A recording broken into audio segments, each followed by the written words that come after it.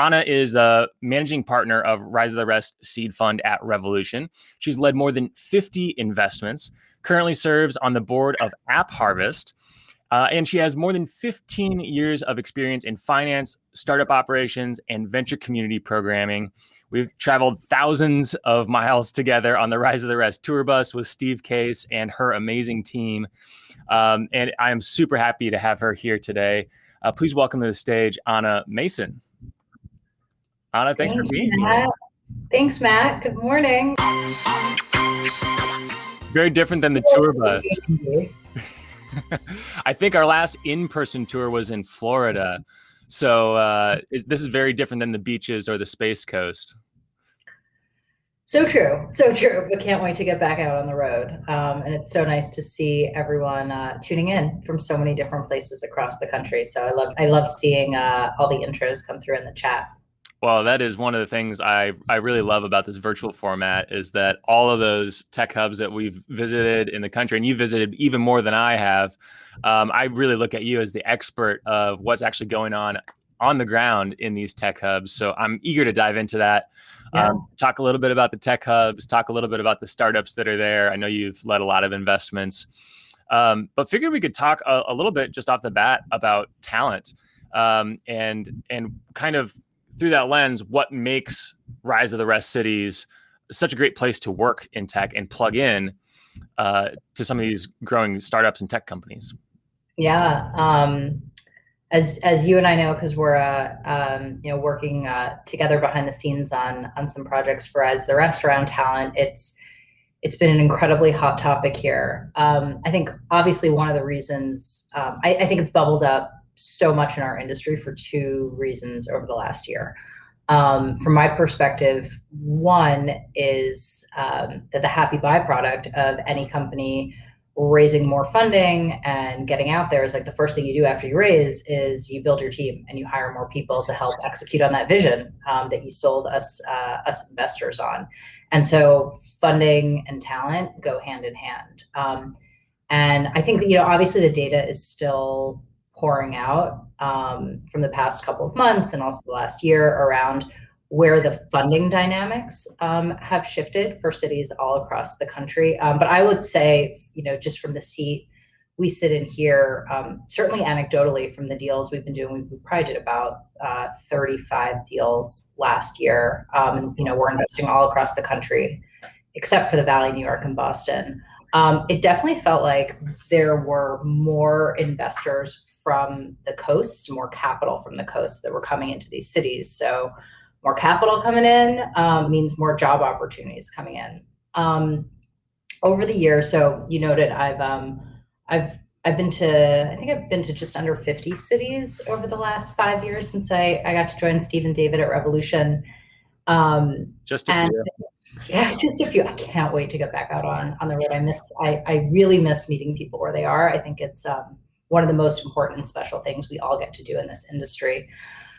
One of the things we've always heard, and that I think we've seen directly in communities and with our companies, is this idea of access and community that exists in cities across the country. And one of the things that I spent a bunch of time thinking about over the last 6 months or so is there an unfair competitive advantage growing for cities all across the country because of what's happened, because everyone went online, and everyone, so many people in our industry really started working remotely. And I started to spend a bunch of time thinking about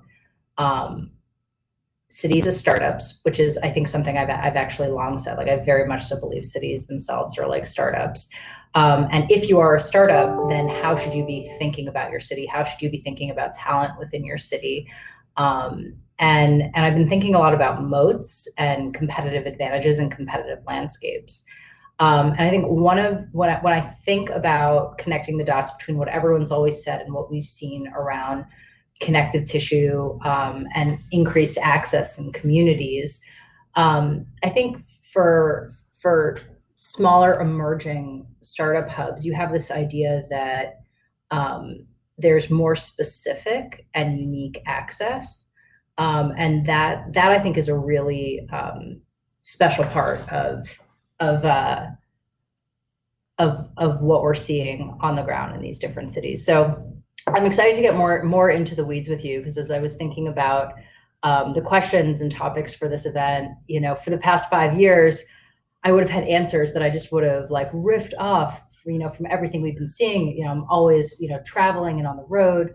And it's been really interesting and fascinating to actually really sit down and think about the role of place in all of our lives right now. So I'm excited to dive into that a little bit more. It definitely plays an interesting role. And one of the things that Gary Vaynerchuk said yesterday in yesterday morning's opening keynote is that he's had the best year of his life business wise, and he did it all working from home.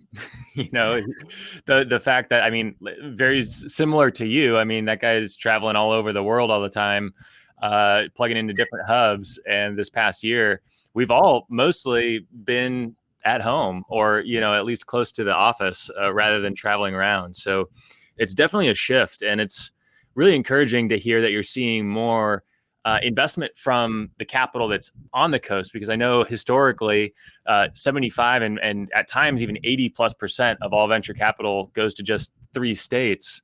Yeah. But it sounds, California, Massachusetts, and New York. And it sounds like that's shifting. And, really, I saw a tweet from Alexis Ohanian a couple of weeks ago that said, Rise of the Rest is looking really prophetic right about now, just with how many years you've been focused on this trend and seeing the huge opportunity in startups between the coasts. What are some of the things you're hearing from investors and VCs on the coasts, in San Francisco, New York, Boston? We're really seeing an openness to invest everywhere. And it's not, I think it's not just that we're hearing it, but we're seeing it in the lead term sheets that are coming in. And, I'll share a funny story, which I think speaks to the fact that we're moving in the right direction, but we're definitely not quite there yet.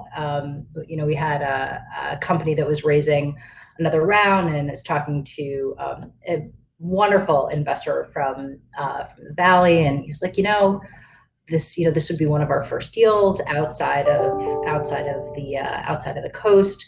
Can you?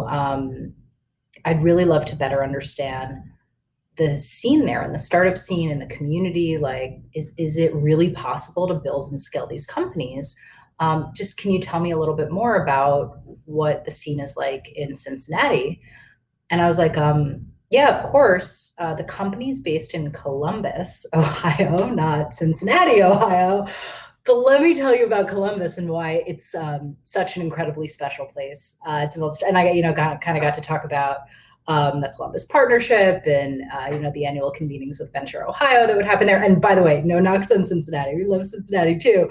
But it was just it was funny, but also I think an important and poignant reminder to me and to all of us in our Rise of the Rest and Unvalley communities that we have a lot of work to do to get the word out. We all, I think, exist in, this is my worldview, this is your worldview. We're constantly in it. I know why Chattanooga is amazing. I know why Dallas is amazing. I know why Indianapolis is amazing. I think now in Twitter, everyone knows why Miami is amazing. But again, if we think about cities as startups, one of the things that I think breakout startups really do incredibly well is very succinctly stick the landing on that elevator pitch or that brand. So I over the years, I've come to very affectionately call it Silicon X syndrome, where cities will say, there's a Silicon X everywhere in the country. And it's very similar to an early stage startup who says, I'm the Facebook for X or the Uber for Y. You have to grow up and say who you really are and why that's different and why that matters, and find your own words and voice and descriptors to really own that brand. And I think in general, we've seen so many more cities and startup communities across the country doing more of that over the last couple of years. And I very much so think that the realities of COVID and the aftermath of the pandemic will prove to be an accelerant of that, just like we've seen so many other industries accelerate. And so that's exciting. And I think that's a place where we can all do our part in thinking about how we're effectively like brand ambassadors, not just of our companies, not just of our organizations, but also of our cities. So I think we're moving in the right direction in terms of investors from the coasts being more inclined to invest in regions all across the country. But we've obviously got work to do, I think, as we all know, which is why we're here, one of the reasons why we're here together. 100%. I agree, Meg. Cincinnati is amazing. Yeah, there's some really good chatter going on in the chat. This is one of the most lively chat sessions I've seen at a stage so far. I love the Silicon X syndrome. I don't know if I've heard you use that before, but it's so well kind of encapsulates what we mean by Unvalley, which is not anti-Valley, not we're some other type of Valley or some other type of Silicon. It's like unbundle yourself from the idea of being like Silicon Valley, unattach yourself to that and say, what makes Columbus great or Cincinnati great or Minneapolis great, which by the way, isn't Indianapolis, to those on the coast who don't know the difference between those two Appalases. And I'm so glad you shared that anecdote about Cincinnati and Columbus, because I think it's just important for everyone in the middle of the country to know what we're working with, at least in terms of like, and not that everyone has that same level of understanding of Midwest cities, but to come into, like you said, that elevator pitch of what is your city, what makes it great, and how can you talk specifically about what makes that city unique, not what makes it like Silicon Valley. Yeah, and it's so a couple follow-ups on this point, and I'm also going to pick up the thread on your reference to unbundling, because that's actually been, I think, a core part of the inner monologue existential crisis I've been having about place lately. Sure. I think some of my initial thinking on what's been happening over the last year, and truly the awesome opportunity that I think it presents for all cities for all of our Rise the Rest on Valley cities across the country, is that the pandemic shifted the nature of customer acquisition. If a city's like a startup and you're trying to figure out how you acquire customers to your startup, I think historically customers were companies. And you had massive economic development campaigns that were functionally a B2B strategy in terms of how you bring more opportunity into your city, or how you create more opportunity on the ground for existing companies in your city. And there was maybe a little bit of like an old school analog economic development playbook that went along with that around tax incentives and building credits and other things like that. And in what Steve often calls the shake the snow globe moment, that I think the pandemic and hopefully its aftermath continues to be, is that we may be in a moment where not wholesale, but we're certainly now also seeing a direct to consumer acquisition strategy. And I find that to be fascinating and exciting, because there are so many different tools that are at a city or a startup's disposal when you're thinking about how you can communicate directly with people and customers. And I think there are so many powerful pages out of direct-to-consumer playbooks that can be taken on this front. And by extension, then that puts us in a place where you have to start to think about retention, right? Like everybody can go ahead and, if I'll just bludgeon this analogy for a minute, like you can go and you can acquire customers really cheaply with Facebook ads or Instagram ads. But after a certain period of time, those costs are going to go up because you've already captured your early adopters. And so what are you actually going to do? We all know it's cheaper to retain a customer than it is to acquire a new one. So what are you really going to do to develop infrastructure? And that's where I think we come back to this idea of community.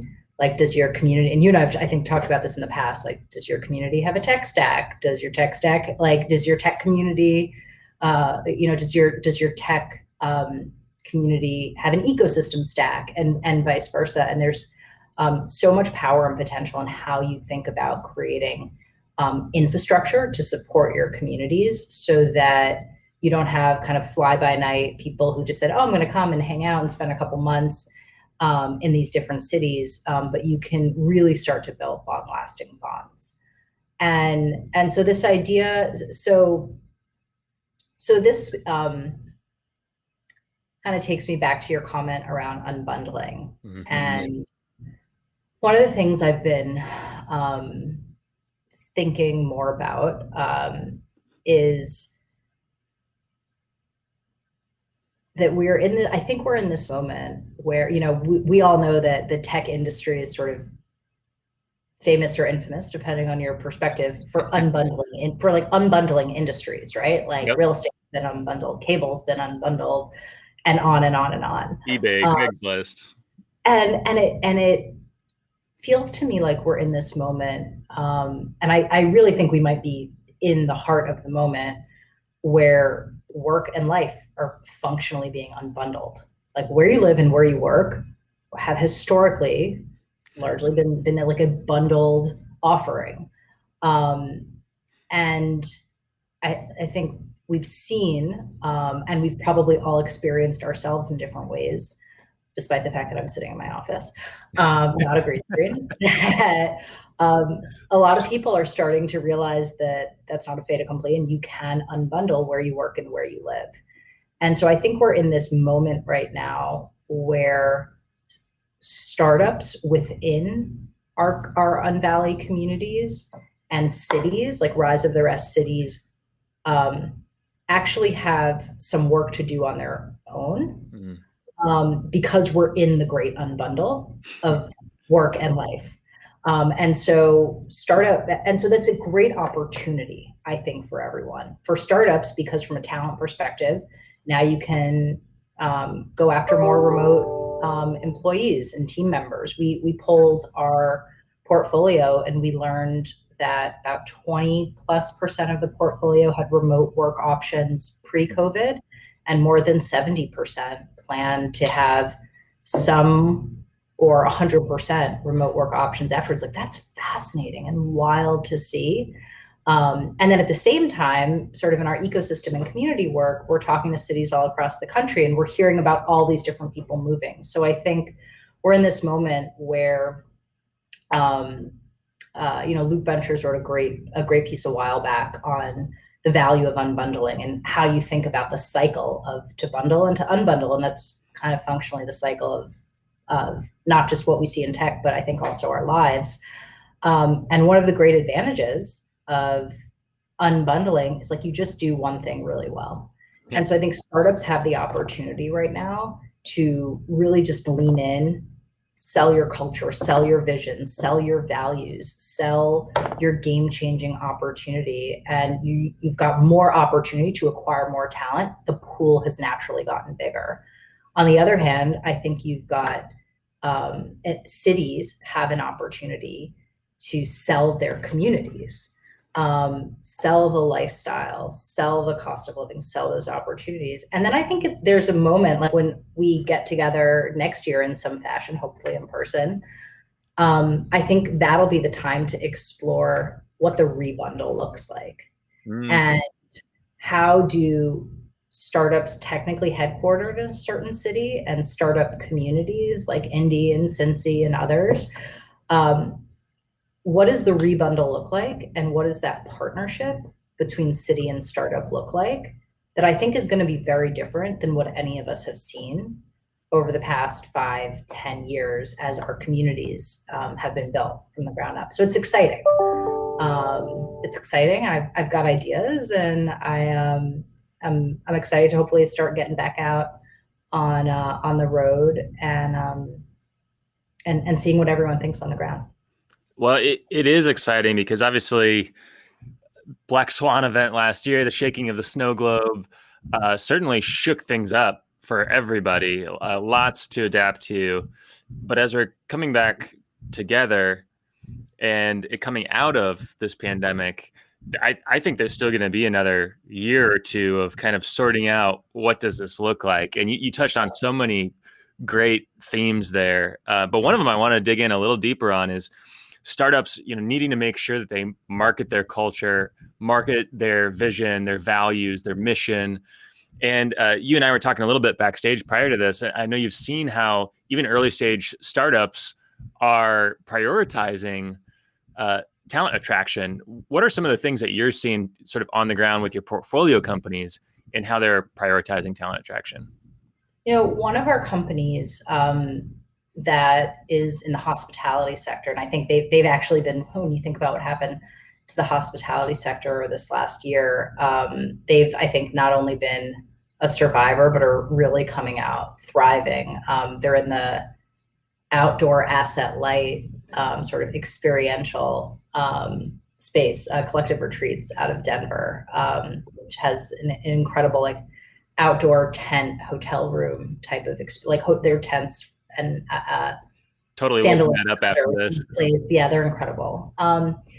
They started offering mental wellness sabbaticals to their employees, and it's a process to kind of figure out what that looks like and how you work through it. But that's an example that's really stuck with me, because one, they themselves work in that, their business is experiential hospitality.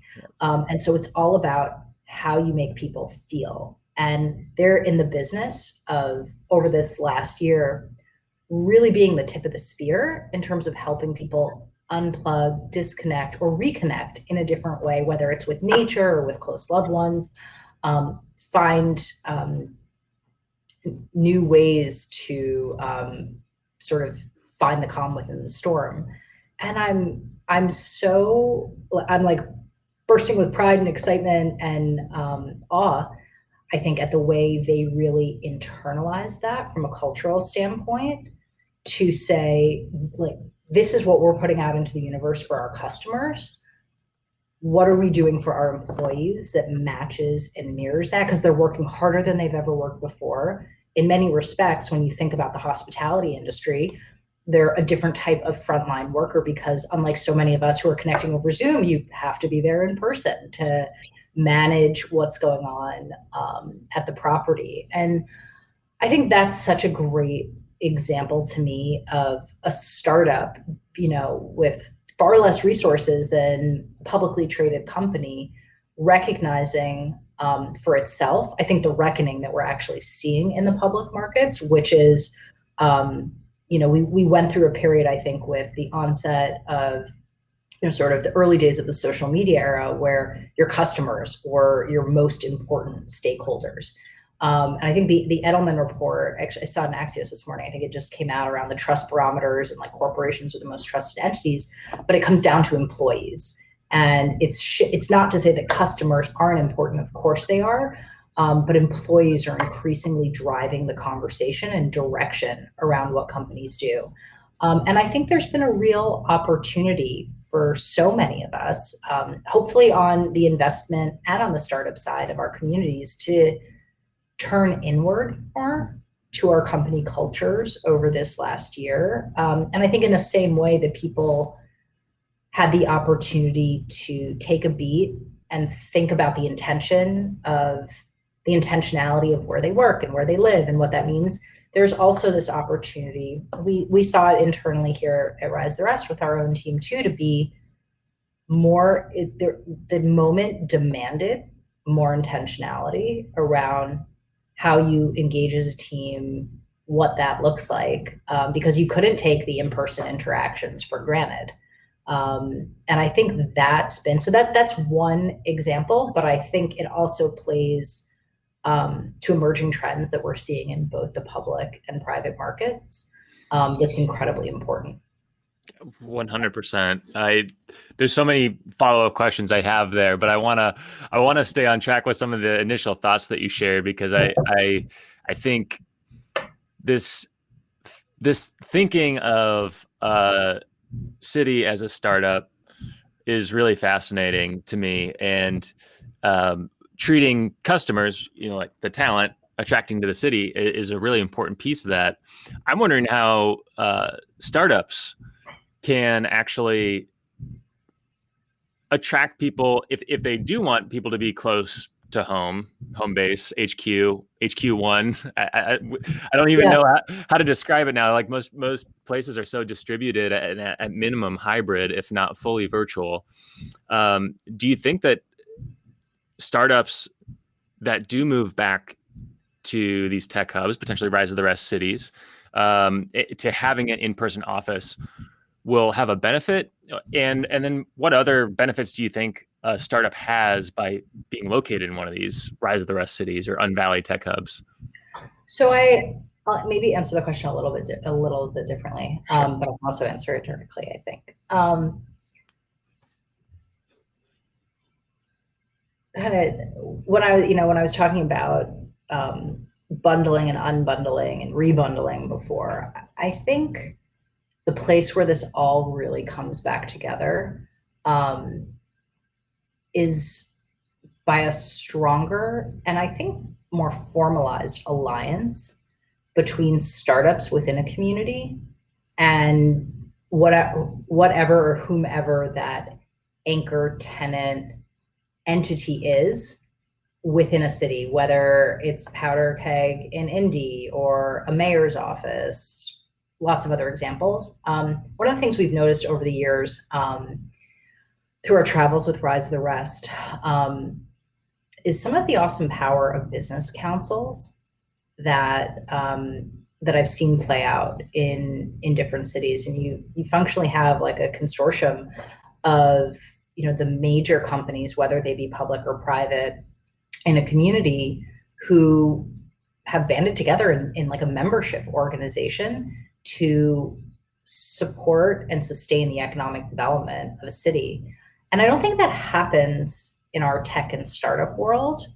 And so I think my emerging wish and hope and vision for what some of the rebundle looks like would be the formation of tech councils in cities all across the country. And I think it's something that startups pay into because I think you have to have a little bit of skin in the game, but it lets you create a layer of partnership and connective tissue where you're thinking about the growth and sustainability and viability of your community because you know that it's not zero sum. You might attract half a dozen incredible engineers or product people or ops people to come and work at your company. You might not necessarily retain 100% of them, but it's a win for the city. And by extension, it's a win for your company if the city retains them and if the community retains them. And that's part of the great de-risking, I think, of all of our emerging startup communities all across the country. And so now that you have all of the major tech companies, many of whom obviously grew up and scaled in Silicon Valley,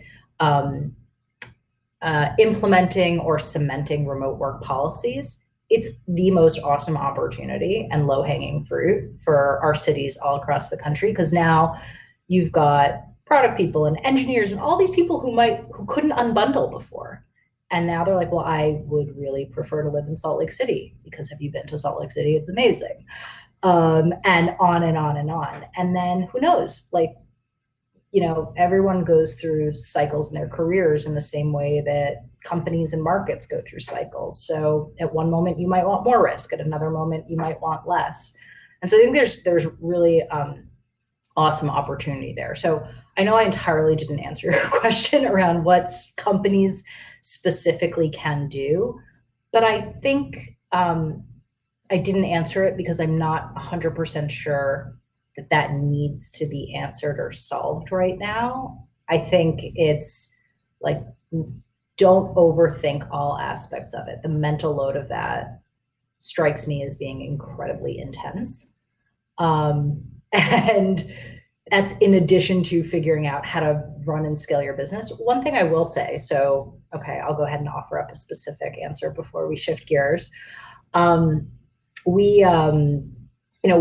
working on this Rise the Rest Tech Talent Tour, this virtual career fair we're going to do. We have more than 100 companies in our portfolio, or, oh, there you go, fancy, thanks, Matt, more than 100 companies in our portfolio are hiring, have more than 1,000 open job opportunities. So we said, hey, let's take advantage of this virtual moment and let's host a monster virtual career fair on June 24th to help connect job seekers to all these awesome opportunities. One of the things that we've seen internally at our end, which is exciting and heartening, is actually how many of our portfolio companies have chief people officers, VP of people, hiring managers. Even though we have more than 150 companies in our portfolio, I will say we haven't always been as exposed to that type of team member.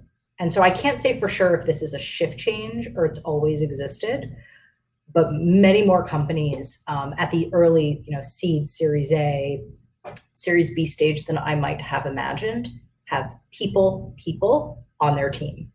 And every organization, whether you're 5 people or 5,000, like every organization is the sum of its people.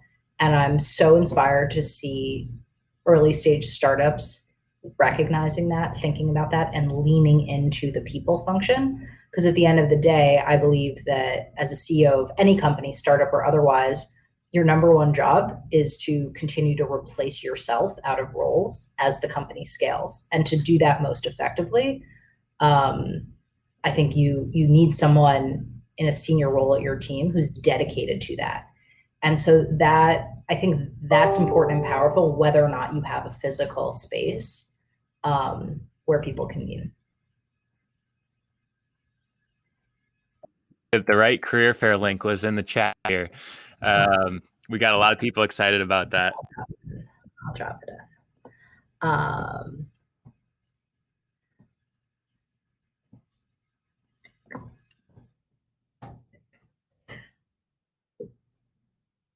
Oh, Matt, I think you're muted.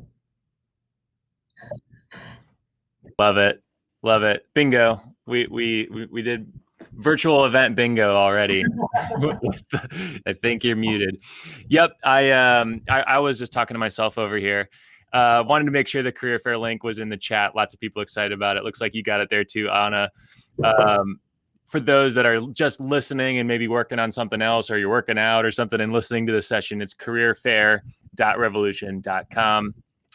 Definitely sign up for that. I think it's free, right?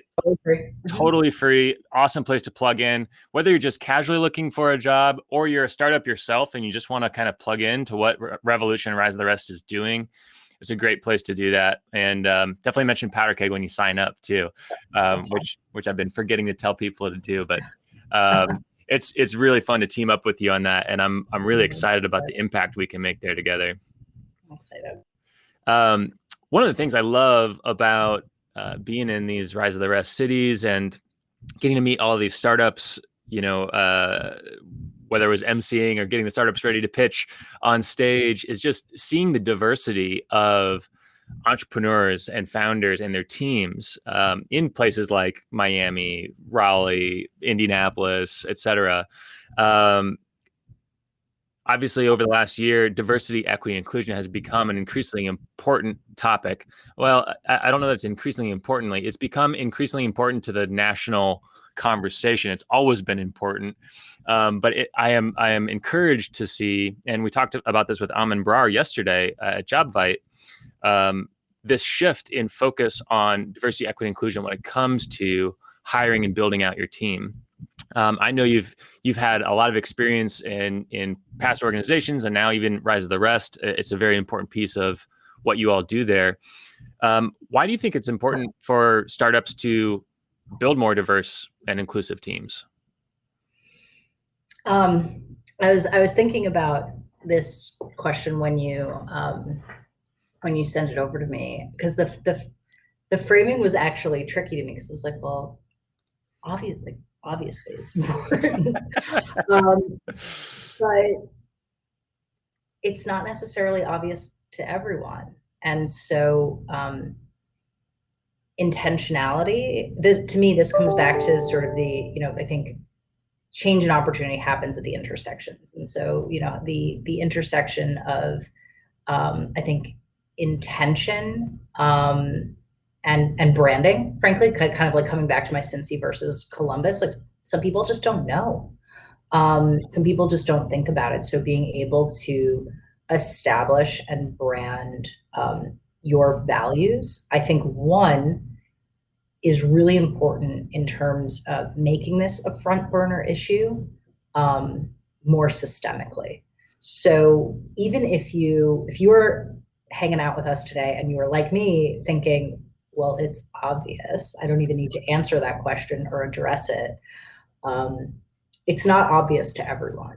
And I think one of the things when we had to put our in-person bus tour on pause during 2020, we spent a lot of time as a team. We have, I'm, grateful and proud that we have a pretty diverse team internally at Rise the Rest. And we talked a lot about what was happening. And we decided to take the opportunity when we couldn't be out on the road in person to actually do something more national, but focus specifically on opportunities to spotlight and invest in Black founders with more intention. And prior to that, 40% of our portfolio in Rise the Rest is invested into companies led by women or founders of color. But we had actually never done, we are always intentional about place. We've never been explicitly intentional about gender or race. And we as a team said, what does the rest mean in the context of Rise the Rest? And Rise the Rest is always focused on the statistic you pointed out of like 75 to 80% of venture capital just go into 3 states. I think many of us also know that less than 10% of venture capital goes to women and far less than 1% goes to Black founders. And sort of the stats go on and on. So carving out the space to publicly be more intentional about that, we realized was an important responsibility. I think that we had. And the only other thing I would say about this, and again, I think this applies to cities and startups, to just continue to hammer home that cities themselves are also startups. I think we find ourselves in the investment community, by and large, investing in one of 2 types of startups. You sort of have like disruptors or creators. And I think, from a disruption standpoint, you're like taking market share. You're looking to basically take market share from someone else. And I think with creators, you're functionally creating a new market, like you are expanding the pie. And both opportunities can be quite large and outsized. I would personally stake my claim to say creators are bigger opportunities more often than not than disruptors. So you go after an opportunity where you're expanding the pie. It's not zero sum, taking from one, to create, having the opportunity for someone to have access and opportunity to whatever your product is, doesn't mean that it's being taken away from someone else. And it's just a bigger opportunity. And that's how I think about the importance and role of diversity, equity, inclusion, both in startups and in startup community. You are making sure with intention that more people are around the table. Like just buy a bigger table. Like it's not a big deal. Like that, because the value that will be added by having more people at that table will be outsized. Like your return on investment of that like bigger table will pay off in spades. So I love that take. And I think it plays so nicely. We at Powder Keg obviously have had lots of conversations about this, both pre-pandemic and through the pandemic. And I think you talk about the rest. What does the rest mean? We had that same concept when it came to Powder Keg. Powder Keg is the metaphor of all this untapped potential. And how do we ignite that in a way that makes the biggest impact? And how there is so much untapped potential, to your point, in these groups that we can all be more intentional about engaging, and together we'll all benefit from realizing that untapped potential and actually tapping into it. And so it's really cool to hear you talk about that. And I think you said it so well, Anna. Before we close, I wanted to just ask one final question, which is, there are lots of things we're all excited about, obviously, as things open back up. What are you most excited about for Rise of the Rest cities, or the Unvalley tech hubs in the mighty middle, as things open back up post-pandemic? Um, I'm most excited about some of the new ideas and opportunities that I and you see Jamie Rodota from our team is in the chat here, that we as a team have been hearing about. Again, this actually comes back to like intentionality and brand.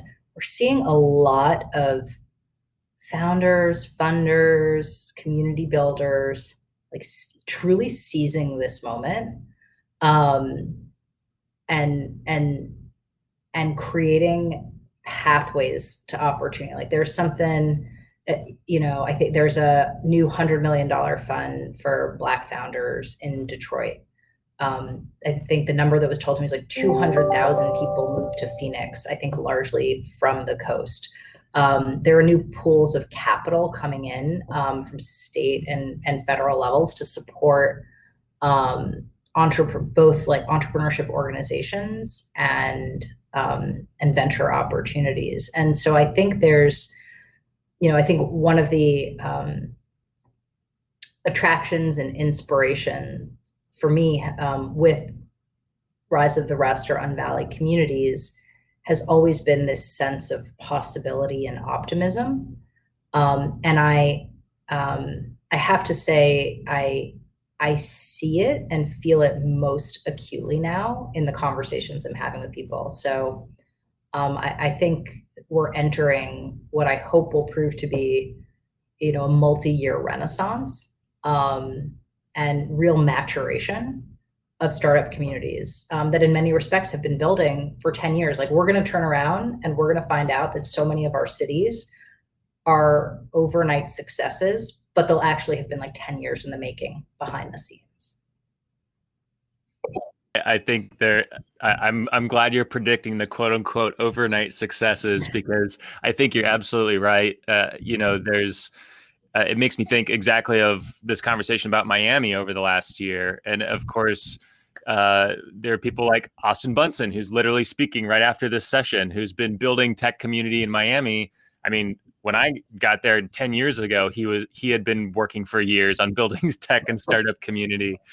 And I think there'll just be more quote unquote Miamis, in the sense of, wow, all of a sudden this happens. And what a lot of people may not know is lots of people on the ground have been doing a lot of work for a long time. And I think Rise of the Rest is a big piece of that.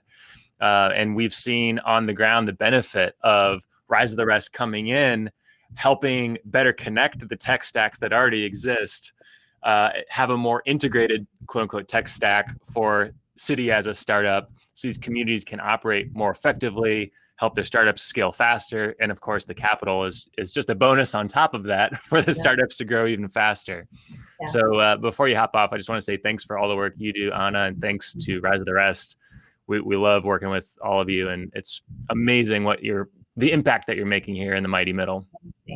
Same. Well, it's the feeling is very mutual, and thank you for having me. And I'm excited to see what the rest of the day today at Unvalley brings. Absolutely. There will be a lot. And for those of you here, stay tuned. But I just want to say thank you, Anna. This has been awesome.